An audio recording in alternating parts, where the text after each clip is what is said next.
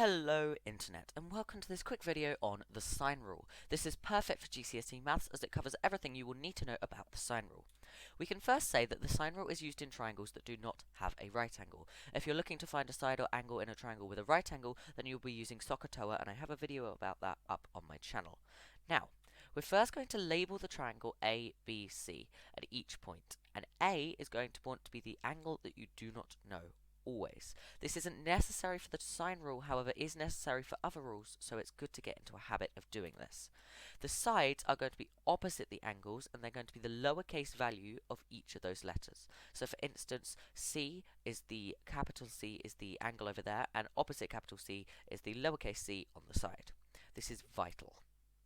Now, moving on to the sine rule itself. Let's take a look at this triangle, where you can see I've already labelled it for you.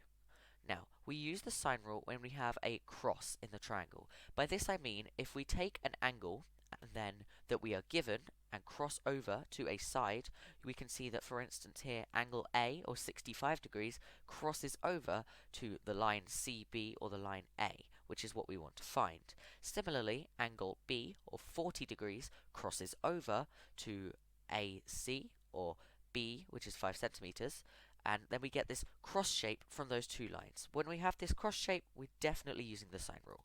So, what is our sine rule? We could say that A over sine A equals B over sine B equals C over sine C, or sine A over A equals sine B over B equals sine C over C. To make it easier when you are substituting your values and rearranging, you're going to want to have your unknown value on the top of your fraction, and that's why I've given you these two versions of the sine rule.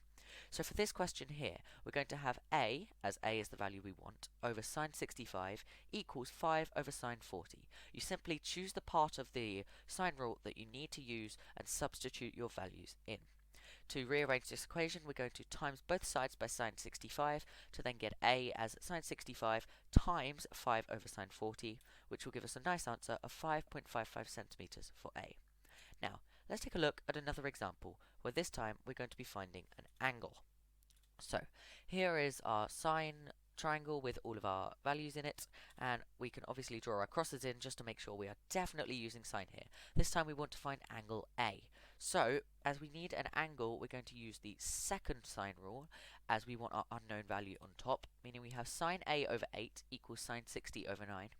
We're going to times both sides by 8 so that we can get rid of the 8 denominator on the left, where we get sine A equals 8 times sine 60 over 9. Now, here is where we're going to use our inverse sine rule. If you need another look at this, I do have a video. It's in the SOHCAHTOA video, as it comes up in more detail there. But basically, we're going to write A as sine to the power of minus 1 times 8 times sine 60 over 9. And this should give us a nice answer of 50.34 degrees. And that's it. It's really that simple.